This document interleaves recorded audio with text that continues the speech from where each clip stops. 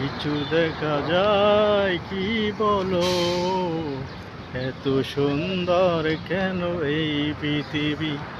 আহা আহা আহা, কত সুন্দর এই পৃথিবী।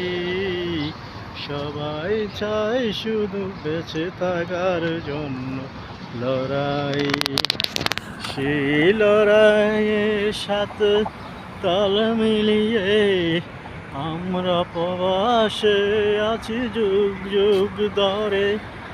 আমরা প্রবাসী আছি যুগ যুগ ধরে। জানি না সফলতা দেখা দিবি কবে, জানি না সফলতা দেখা দিবি কবে।